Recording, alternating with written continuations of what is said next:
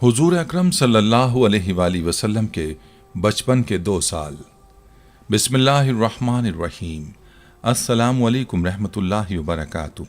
यकीनन तमाम तारीफ़ें अल्लाह के लिए हैं, हम उसी की तारीफ़ बयान करते हैं, उसी से मदद के तलबगार हैं। मैं गवाही देता हूँ कि अल्लाह के सिवा कोई भी माबूद बरहक नहीं, वो तन्हा है, उसका कोई शरीक नहीं, और मोहम्मद सल्लल्लाहु अलैहि वसल्लम अल्लाह के बंदे और उसके रसूल हैं। नाज़रीन, आज की वीडियो में हम हुजूर अलैहिस्सलाम की ज़िंदगी के पहले 2 सालों के ईमान अफरोज़ वाक़यात बयान करेंगे, जिसमें आप सल्लल्लाहु अलैहि वसल्लम का अक़ीक़ा और उसके बाद जनाब हलीमा सादिया रज़ी अल्लाह ताला अन्हा के सुपुर्द किए जाने वाले वाक़यात भी शामिल हैं। वीडियो में आगे बढ़ने से पहले आप लोगों से गुजारिश है कि वीडियो को स्किप नहीं करना और आखिर तक लाजमी देखना है, और अगर आप हमारे चैनल पर नए हैं तो सबसे पहले हमारे चैनल को सब्सक्राइब कर लें। नाज़रीन, विलादत के 7वें दिन जनाब हज़रत अब्दुल मुत्तलिब अपने पोते मोहम्मद रसूलुल्लाह सल्लल्लाहु अलैहि वसल्लम का अक़ीक़ा करते हैं और सारे मक्का वालों को दावत अक़ीक़ा में बुलाते हैं। उस वक्त किसी ने हज़रत अब्दुल मुत्तलिब से सवाल किया कि इस बच्चे का नाम क्या रखा है। हज़रत अब्दुल मुत्तलिब और हज़रत आमना को पहले ही आप सल्लल्लाहु अलैहि वसल्लम के नाम की बशारत हो चुकी थी, लिहाजा उन्होंने फरमाया कि मैंने इसका नाम मोहम्मद रखा है। सरज़मीन अरब पर आज तक किसी ने अपने बेटे का नाम मोहम्मद ना रखा था, जिसके लफ्ज़ी माने हैं वो शख्स जिसकी तारीफ़ की जाए। मक्का वाले हज़रत अब्दुल मुत्तलिब से कहते हैं कि ये आपने कैसा नाम रखा है जो तारीख़ में पहले किसी ने नहीं रखा था। हज़रत अब्दुल मुत्तलिब कहते हैं कि मेरी तमन्ना यही थी कि सारी दुनिया इस बच्चे की तारीफ़ करे, इसलिए मैंने इसका नाम मोहम्मद रखा है। यहूदी काहिन, जादूगर और शैतानी नुमाइंदे हुजूर अकरम सल्लल्लाहु अलैहि वसल्लम की पैदाइश की रात आने वाले वाक़यात देख चुके थे, इसलिए वो उस पैदा होने वाले बच्चे के दुश्मन हो गए। वो सोच रहे थे कि अगर ये बच्चा बड़ा हो गया और उसने ऐलान नबूवत कर दिया तो हमारे लिए ये बहुत बड़ी तबाही लाएगा। इन हालात के पेश नज़र रब्बे करीम की मसलिहत ये थी कि पैगम्बर अलैहिस्सलाम कुछ अरसे के लिए मक्का की सरजमीन से दूर चले जाएं, ताकि उनके दुश्मन उनकी तलाश में यहाँ तक आएं तो यहाँ से नाकाम होकर वापस चले जाएं। नाज़रीन, रसूलुल्लाह सल्लल्लाहु अलैहि वसल्लम के बारे में बड़ी रिवायात में आता है कि पैगम्बर इस्लाम सल्लल्लाहु अलैहि वसल्लम 2 महीने में बैठने लगे थे, 9 महीने में आप दौड़ने लगे थे, 30 माह यानी 2.5 साल की उम्र में रसूलुल्लाह सल्लल्लाहु अलैहि वसल्लम कुश्ती लड़ते थे।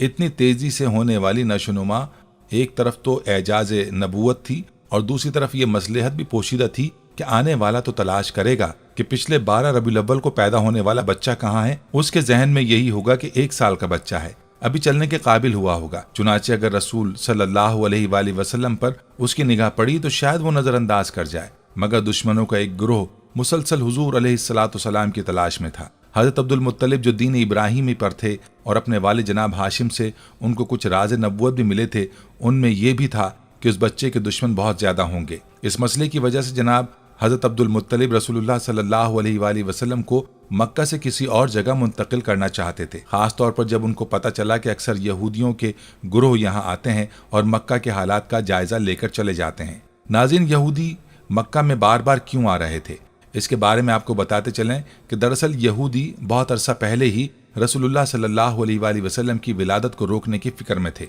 अब्दुल मुनाफ पर हमला हुआ, जनाब हाशिम पर हमला हुआ, जनाब अब्दुल मुत्तलिब और उनके बेटे जनाब अब्दुल्लाह पर हमला हुआ। मुसलसल ये हमले, रवायात में आता है कि जनाब हज़रत अब्दुल्लाह की जवानी का ज़माना था तो यहूदियों की सारी साजिशों का मरकज़ ये था कि किसी तरह इन्हें ख़त्म कर दो तो विलादत रसूल रुक जाएगी।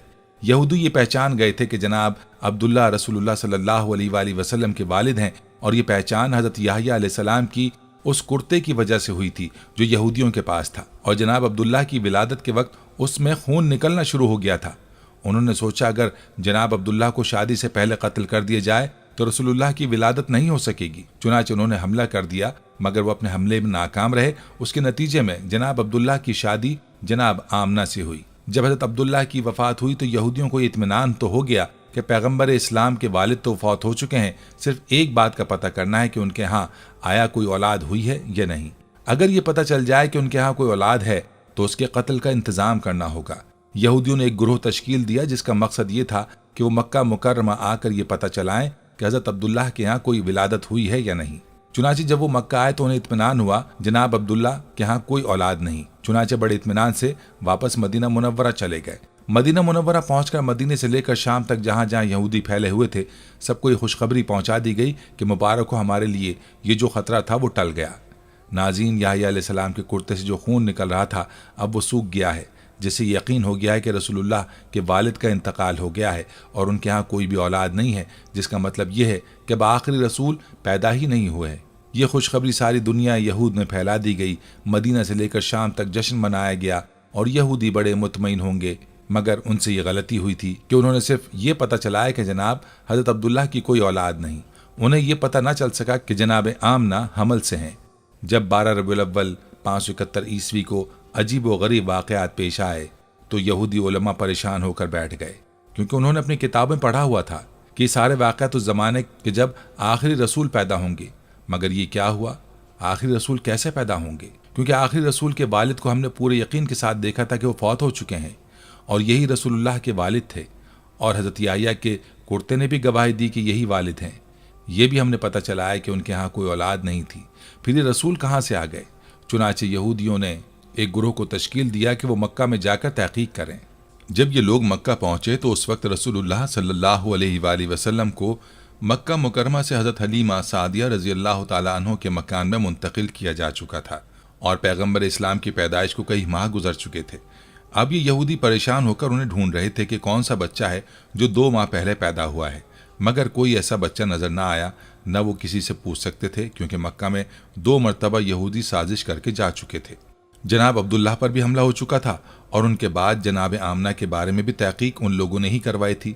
चुनाचे अब मक्का वाले होशियार हो गए थे, ख़ास तौर पर ख़ानदान बनु हाशिम वाले उन पर नज़र रखते और यहूदियों का कोई ग्रुप किसी से सवाल नहीं कर सकता था। नाज़रीन, यहूदियों की वो तमाम तर तहकीकात नाकाम हो गईं, मगर जब रसूलुल्लाह सल्लल्लाहु अलैहि वसल्लम की उम्र मुबारक 7 साल हो गई और रसूलुल्लाह सल्लल्लाहु अलैहि वसल्लम मक्का मुकर्रमा मुस्तकिल तौर पर आ गए तो उस ज़माने में भी यहूदियों का एक गिरोह मक्का में आया हुआ था। उनकी निगाह उस नौजवान पर पड़ी तो ये देखकर चौंक उठे कि ये नौजवान जो अपने दादा और चचा के साथ चल रहा है, इसके चलने का तरीक़ा, इसके बात करने का तरीक़ा बिल्कुल वही है जो हमारी किताबों के मुताबिक आखिरी रसूल का तरीक़ेकार है। इसके सर पर बादल साया भी कर रहे हैं। ये जब दरख्त के पास से गुजरता है तो दरख्त सजदे कर रहे हैं, और जिस तरफ जाए रास्ते में कोई रुकावट हो तो रुकावट खुद ब खुद हटने लगती है। ये सब निशानियां तो आखिरी रसूल की निशानियां हैं, लेकिन अगर ये आखिरी रसूल है तो ये तो 25 साल का नौजवान नजर आ रहा है, जबकि हमारे इल्म और हमारी किताबों के मुताबिक इसको 7 साल का नौजवान होना चाहिए। यहूदियों के गुरोह ने अपने उलमा से मशवरा किया तो उन्होंने कहा कि खूब अच्छी तरह देख लो, यही अगर आखिरी रसूल है तो उसे कत्ल कर दो। यहूदियों को यह पता चल गया कि यह बच्चा अब्दुल मुत्तलिब के घर में पैदा हुआ है, हज़रत अब्दुल्लाह का बेटा है। चुनाचे यहूदी इस दफ़ा 100% यकीन करना चाहते थे कि यही नौजवान अल्लाह का सच्चा पैगंबर है। यहूदियों ने अपनी किताबों में पढ़ा हुआ था और उनको इस बात की मार्फत भी थी कि जो भी अल्लाह का रसूल होगा, चाहे पहला हो या आखिरी, लुक़मा हराम उसके हलक से नीचे नहीं उतरेगा। हलक से तो क्या, उसके होंठों को भी नहीं छू सकता। हराम के अलावा रिस्क मुश्तबई, यानी ऐसा रिस्क जिसका पता ना हो कि हराम है या हलाल है, वो भी रसूल के होंठों को नहीं छू सकता। चुनाचे इस मकसद के लिए उन्होंने एक बड़ा अजीब व गरीब मंसूबा बनाया। वो किसी तरह हराम का गोश्त लाए और जनाब हज़रत अब्दुल मुत्तलिब को दावत दी कि आप मक्का के सरदार हैं और खाने काबा के मुतवल्ली हैं और एक काबिल एहतराम शख्सियत हैं। हम बाहर से आए हुए मेहमान हैं, हमारा दिल चाहता है कि आप हमारे साथ एक वक्त का खाना खाएं। इस्लाम में किसी का तोहफा या दावत रद्द करने की सख्त ममानियत है। चुनाचे हज़रत अब्दुल मुत्तलिब ने दावत कबूल कर ली। यहूदियों का असल मकसद तो पैगंबर इस्लाम का इम्तहान लेना था, इसलिए वो यहूदी हज़रत अब्दुल मुत्तलिब से कहने लगे कि आप अकेले दावत में नहीं आएंगे, बल्कि ख़ानदान बनु हाशिम के सारे मर्द आएंगे, ख़ास तौर पर आपके सब बेटे और पोते ज़रूर आएँ। हज़रत अब्दुल मुत्तलिब ने कहा, तुम ना भी कहते तो मेरी शर्त यही होती, क्योंकि मैं अपने पोते के बगैर किसी दावत में शरीक नहीं होता। चुनाचे खाने का इंतज़ाम किया गया। अब यहूदियों के जहन में था कि यह हराम गोश्त है और ये मुश्तबा है, और दस्तरखान लगा दिया। यहूदी ने हज़रत मुत्तलिब से कहा कि रईस मक्का दावत आपके एजाज़ में है, खाने का आगाज़ कीजिए।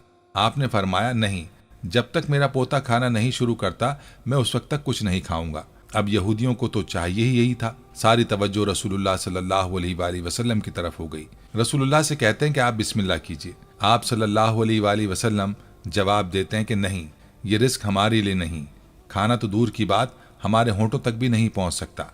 उन्होंने हैरान होकर कहा, यह कैसे मुमकिन है?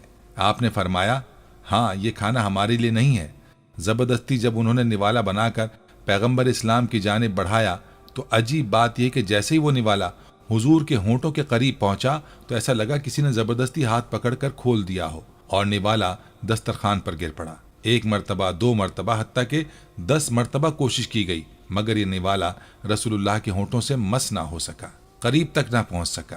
یہودی بظاہر تو پریشان تھے لیکن دل میں یہ خوش بھی تھے کہ آدھی علامت تو پوری ہو چکی ہے۔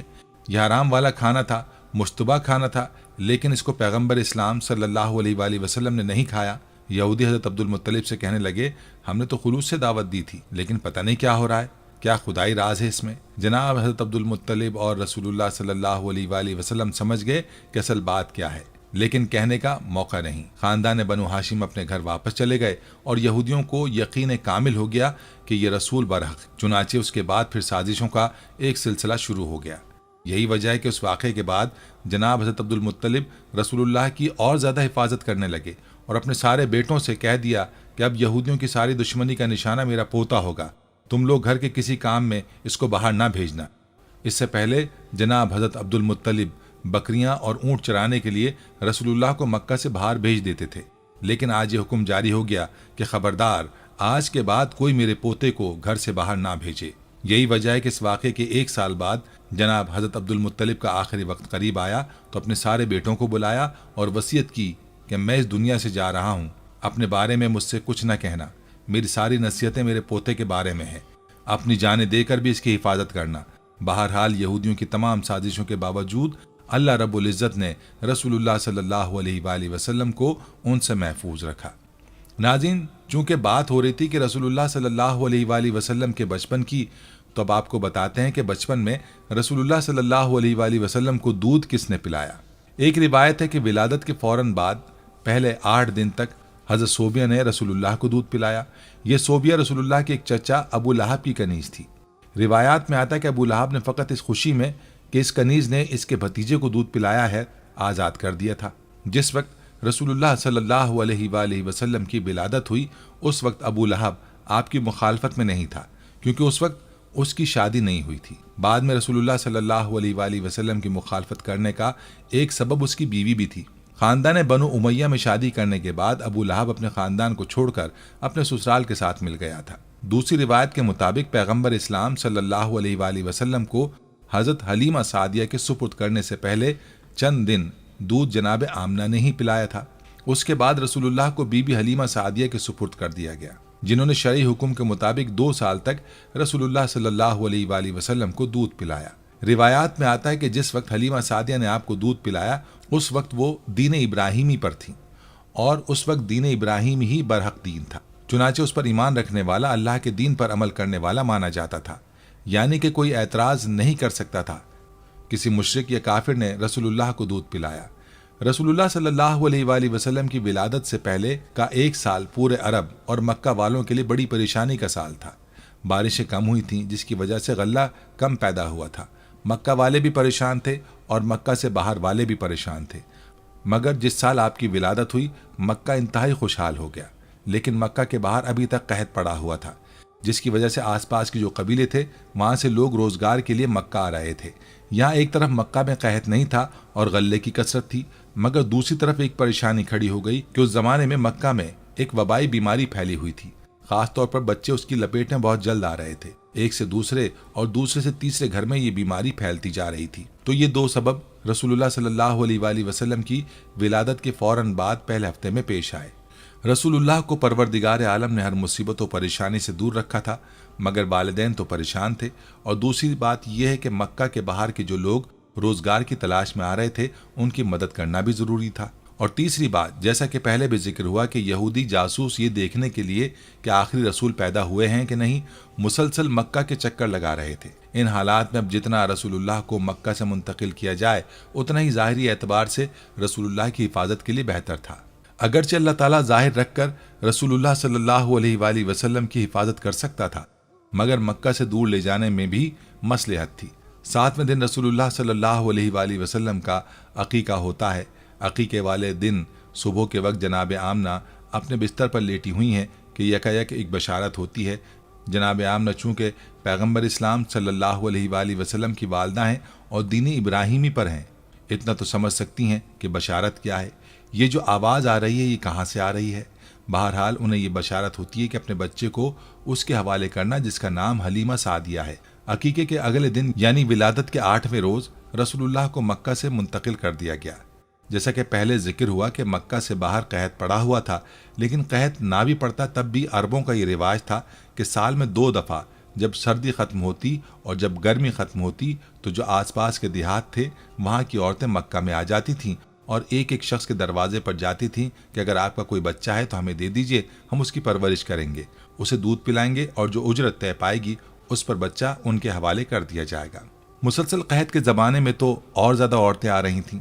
8ویں دن جناب حضرت عبد المطلب اپنے غلام کو بلا کر کہتے ہیں کہ جا کر مکہ کے بازاروں میں، گلیوں میں اور جہاں یہ عورتیں جمع ہوتی ہیں وہاں جا کر معلوم کرو کہ کیا کوئی ایسی عورت ہے جو میرے اس بچے کو لے جانے کے لیے تیار ہو۔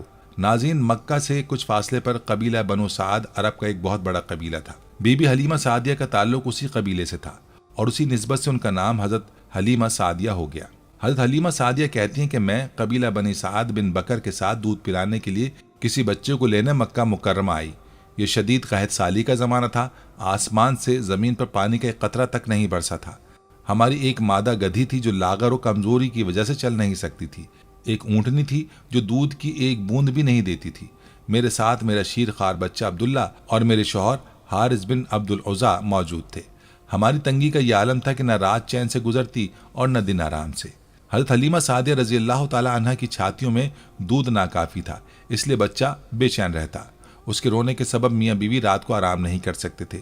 جب ہمارے قبیلے کی عورتیں مکہ مکرمہ میں پہنچیں تو انہوں نے دودھ پلانے کے لیے تمام بچوں کو لے لیا سوائے حضور علیہ الصلوۃ والسلام کے، کیونکہ جب وہ سنتی تھی کہ یہ بچے یتیم ہیں تو ان کے ہاں جاتی ہی نہیں تھی۔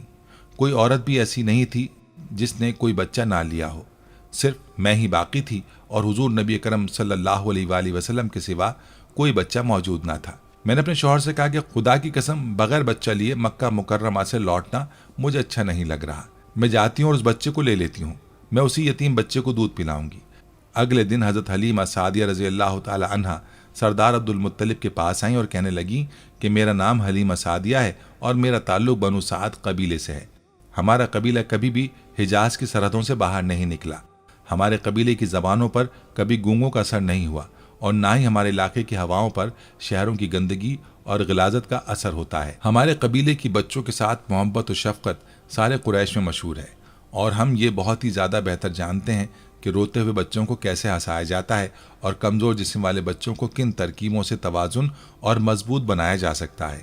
یہ باتیں سن کر عبد المطلب نے نبی اکرم صلی اللہ علیہ وآلہ وسلم کو حضرت حلیمہ سعدیہ رضی اللہ تعالی عنہا کے حوالے کرنے کی حامی بھر لی۔ حضرت حلیمہ سعدیہ رضی اللہ تعالی عنہا بیان فرماتی ہیں کہ جب میں رسول اکرم صلی اللہ علیہ وآلہ وسلم کو لینے کے لیے ان کے پاس پہنچی تو میں نے دیکھا کہ نبی علیہ الصلوۃ والسلام دودھ سے زیادہ سفید اونی کپڑے میں لپٹے ہوئے ہیں اور آپ سے مشک و عنبر کی خوشبوئیں آ رہی ہیں۔ سرکار دو عالم صلی اللہ علیہ وآلہ وسلم کے نیچے سبز حریر بچھا ہوا ہے اور آپ خراٹے لیتے ہوئے اپنی کفہ پر محو خواب ہیں۔ حضرت حلیمہ سعدیہ رضی اللہ تعالی عنہا بیان فرماتی ہیں میں نے چاہا کہ آپ کو خواب سے بیدار کر دوں، پر میں حضور علیہ الصلوۃ والسلام کے حسن و جمال پر فریفتہ ہو گئی۔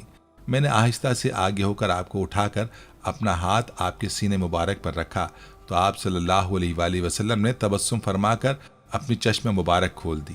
نبی علیہ الصلوۃ والسلام نے میری طرف نظر کرم اٹھائی تو آپ کی چشمان مبارک سے ایک نور نکلا جو آسمان تک پرواز کر گیا۔ میں نے آپ صلی اللہ علیہ وآلہ وسلم کی دونوں چشمان مبارک کے درمیان بوسہ دیا، اپنی گود میں بٹھا لیا تاکہ دودھ پلاؤں۔ میں نے داہنا پستان آپ صلی اللہ علیہ وآلہ وسلم کے دہن مبارک میں دیا تو آپ نے دودھ نوش فرما لیا۔ پھر میں نے چاہا کہ اپنا بائیں پستان دہن مبارک میں دوں تو آپ صلی اللہ علیہ وآلہ وسلم نے نہ لیا اور اس سے دودھ نہ پیا۔ حضرت ابن عباس رضی اللہ تعالیٰ عنہ فرماتے ہیں کہ اللہ تعالیٰ نے آپ صلی اللہ علیہ وآلہ وسلم کو ابتدائی حالت میں ہی عدالت و انصاف ملحوظ رکھنے کا الہام فرما دیا تھا۔ آپ صلی اللہ علیہ وآلہ وسلم جانتے تھے کہ ایک ہی پستان کا دودھ آپ کا ہے، کیونکہ حلیمہ سعدیہ کا ایک اور لڑکا بھی ہے۔ حضرت حلیمہ سعدیہ رضی اللہ تعالی عنہا فرماتی ہیں کہ حضور علیہ الصلوۃ والسلام کا ہمیشہ یہ حال رہا کہ ایک پستان کو نبی علیہ الصلوۃ والسلام اپنے رضائی بھائی کے لیے چھوڑ دیا کرتے تھے۔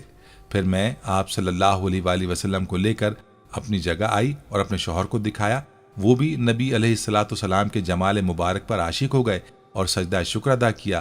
پھر وہ اپنی اونٹنی کے پاس گئے اور دیکھا کہ تھن دودھ سے بھرے ہوئے تھے۔ اس سے پہلے اونٹنی کے تھن میں دودھ کا ایک قطرہ بھی نہیں تھا۔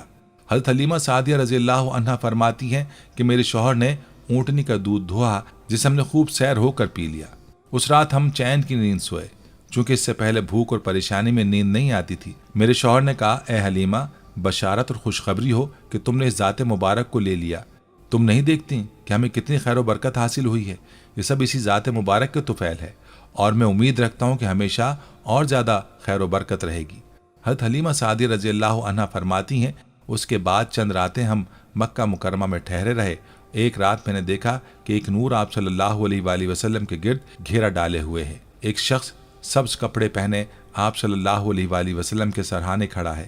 یہ منظر دیکھ کر میں نے اپنے شوہر کو جگا کر کہا، اٹھیے اور دیکھیے۔ شوہر نے کہا، اے حلیمہ، خاموش رہو، اپنی اس حالت کو چھپا کر رکھو، کیونکہ مجھے معلوم ہوا ہے کہ جس دن سے اس فرزند کی پیدائش ہوئی ہے اس دن سے یہود کے علماء اور احبار نے کھانا پینا چھوڑ رکھا ہے۔ وہ انتہائی بے چین اور بے قرار ہیں۔ حلیمہ سعدیہ رضی اللہ عنہا فرماتی ہیں کہ اس کے بعد لوگوں نے ایک دوسرے کو رخصت کیا اور مجھے بھی سیدہ آمنہ رضی اللہ عنہا نے رخصت کر دیا۔ حضرت حلیمہ سعدیہ رضی اللہ عنہا فرماتی ہیں کہ جب میں اپنی اونٹنی پر حضور علیہ الصلوۃ والسلام کو اپنی گود میں لے کر سوار ہوئی تو میری اونٹنی خوب چست اور چالاک ہو گئی اور اپنی گردن اوپر تان کر چلنے لگی۔ جب ہم خانہ کعبہ کے سامنے پہنچے تو اس نے 3 سجدے کیے اور اپنے سر کو آسمان کی جانب اٹھا لیا اور چلانے لگی۔ پھر قبیلے کے جانوروں کے آگے آگے دوڑنے لگی۔ لوگ اس کی تیز رفتاری پر تعجب کرنے لگے۔ عورتوں نے مجھ سے کہا، اے حلیمہ، کیا یہ وہی جانور ہے جس پر سوار ہو کر تم ہمارے ساتھ آئی تھی؟ کیا یہ وہی اونٹنی ہے جو تمہارے بوجھ کو اٹھا نہیں سکتی تھی اور سیدھی تک نہیں ہو سکتی تھی؟ میں نے جواب دیا، خدا کی قسم یہ وہی اونٹنی ہے، لیکن حق تعالیٰ نے اس فرزند کی برکت سے اسے قوی اور طاقتور کر دیا ہے۔ یہ سن کر ان عورتوں نے کہا، خدا کی قسم اس بچے کی بڑی نرالی شان ہے۔ حضرت حلیمہ سعدیہ رضی اللہ عنہا مزید فرماتی ہیں کہ میں نے اپنے دراز گوش کو یہ جواب دیتے ہوئے سنا کہ خدا کی قسم میری بڑی شان ہے، میں مردہ تھی، مجھے زندگی عطا کی گئی، میں لاغر اور کمزور تھی، مجھے قوت و توانائی بخشی۔ اے بنی سعد کی عورتوں، تم پر تعجب ہے اور تم غفلت میں ہو، تم نہیں جانتی کہ میری پشت پر کون ہے۔ میری پشت پر سید المرسلین، خاتم الانبیاء اور حبیب کبریا تشریف فرما ہیں۔ حضرت حلیمہ سعدیہ رضی اللہ عنہا بیان کرتی ہیں کہ میں جس راستے سے بھی گزرتی راستے میں دائیں بائیں سے یہ آوازیں سنتی، اے حلیمہ، تم تو تونگر ہو گئی اور بنی سعد کی عورتوں میں تم بزرگ ترین ہو گئی۔ بکریوں کے جس ریوڑ میں گزرتی بکریاں سامنے آ کر کہتی، اے حلیمہ، تم جانتی ہو کہ تمہارا دودھ پینے والا کون ہے؟ یہ محمد مصطفیٰ صلی اللہ علیہ وآلہ وسلم آسمان و زمین کے رب کے رسول اور تمام بنی آدم سے افضل ہیں۔ حلیمہ سعدیہ رضی اللہ عنہا مزید فرماتی ہیں کہ ہم جس منزل پر بھی قیام کرتے، اللہ تبارک و تعالیٰ اس منزل کو سرسبز و شاداب فرما دیتا، باوجود اس کے کہ وہ قحط سالی کا زمانہ تھا۔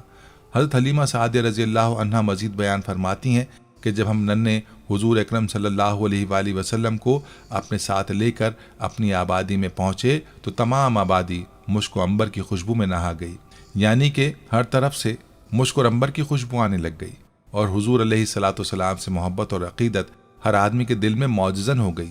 ہر کوئی نبی صلی اللہ علیہ وآلہ وسلم سے پیار کرتا تھا، اور اگر انہیں کوئی تکلیف ہوتی تو وہ نبی علیہ الصلوۃ والسلام کا دست مبارک اس جگہ سے مس کرتے تو اللہ تعالیٰ کے حکم سے وہ تکلیف فوراً دور ہو جاتی۔ یہاں تک کہ وہ اپنے جانوروں کا علاج بھی آپ صلی اللہ علیہ وآلہ وسلم کے دست مبارک سے کرتے تھے۔ آپ رضی اللہ عنہ مزید فرماتی کہ جب میں حضور علیہ الصلوۃ والسلام کو اپنے خیمے میں لے کر آئی تو میں نے انہیں دودھ پلایا۔ ننھے حضور علیہ الصلوۃ والسلام کے دودھ پینے کی برکت سے میری چھاتیاں جو پہلے دودھ سے خالی تھیں اب وہ دودھ سے بھر گئیں۔ دائیں چھاتی سے حضور صلی اللہ علیہ وآلہ وسلم نے دودھ پیا اور بائیں چھاتی میرے بیٹے کے لیے چھوڑ دی، جس سے میرے بیٹے عبداللہ نے دودھ پی لیا۔ حضرت حلیمہ سعدیہ رضی اللہ عنہا بیان کرتی ہیں کہ جب میں اور میرا خاوند بچوں کو سلانے کے بعد اپنے خیمے سے باہر گئے تو ہم یہ دیکھ کر بہت حیران ہو گئے اور ہماری خوشی کی کوئی انتہا نہ رہی کہ ہماری بوڑھی اور کمزور اونٹنی کے تھن دودھ سے بھرے ہوئے تھے، اور اسی طرح ہماری بکریوں کے تھن بھی دودھ سے لبالب تھے۔ وہ بکریاں جو چند گھنٹے پہلے ایک بوند تک دودھ دینے کے قابل نہیں تھی، اب کسی معجزے کے زیر اثر ایسی سیراب ہو گئیں کہ ان کے تھنوں سے سفید خوشبودار دودھ کی نہر سی جاری ہو گئی، جس سے دودھ کا برتن بھر گیا اور ہم میاں بیوی نے خوب سیر ہو کر دودھ دھویا۔ اس طرح یہ رات بڑی سکون اور آرام سے گزری۔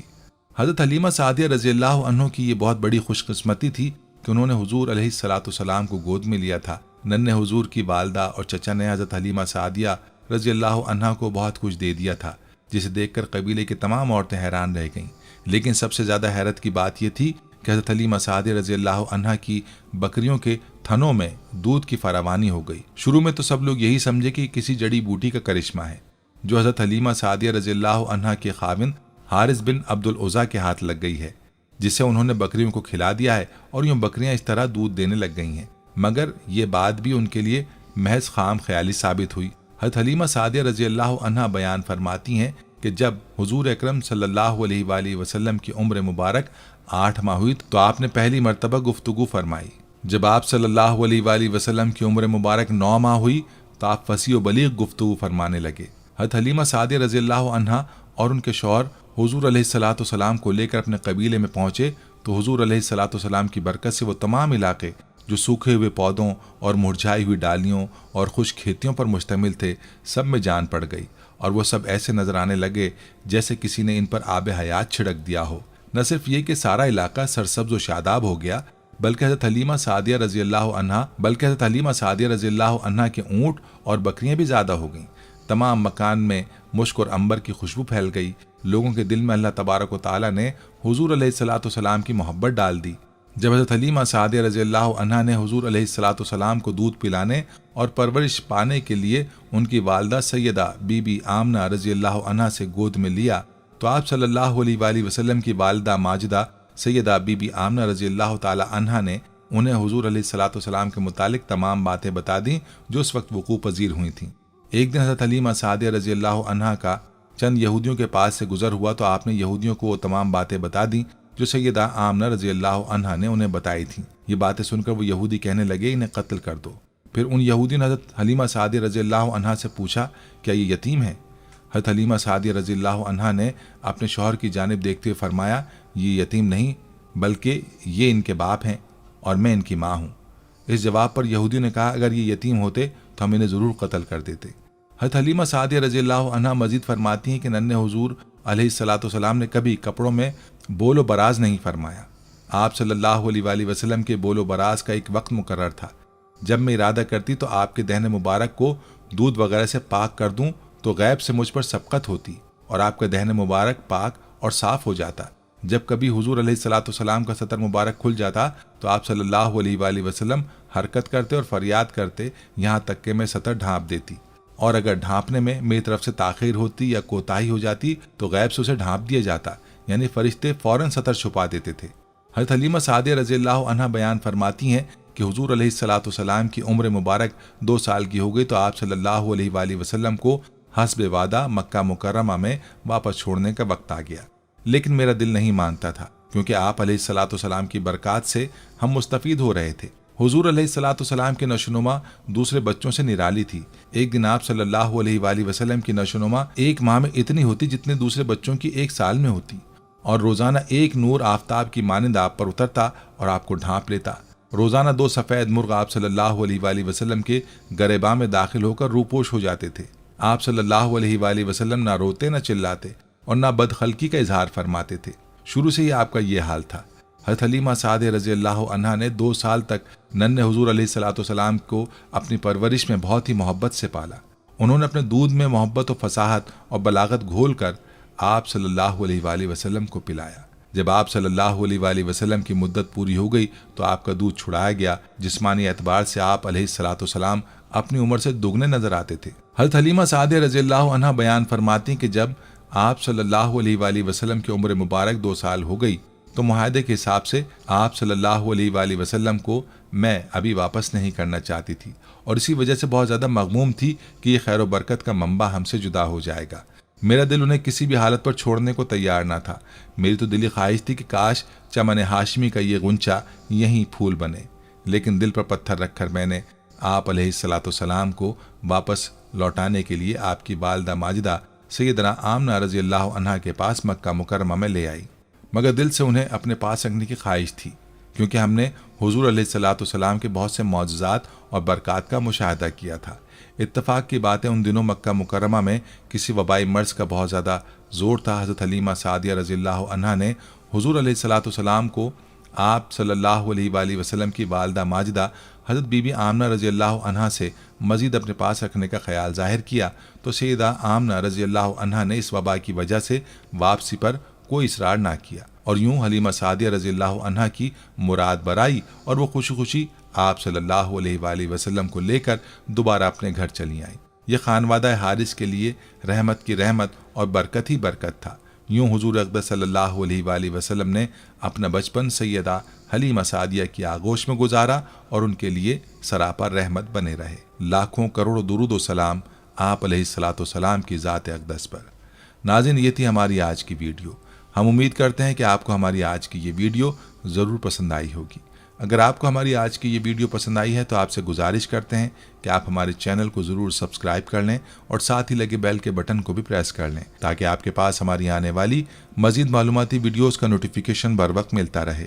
سبسکرائب کے ساتھ ساتھ ہماری ویڈیوز کو لائک بھی کریں اور اپنی قیمتی رائے کا اظہار کمنٹس میں ضرور کریں۔ کمنٹس میں آپ اپنے سوالات بھی ہم تک پہنچا سکتے ہیں۔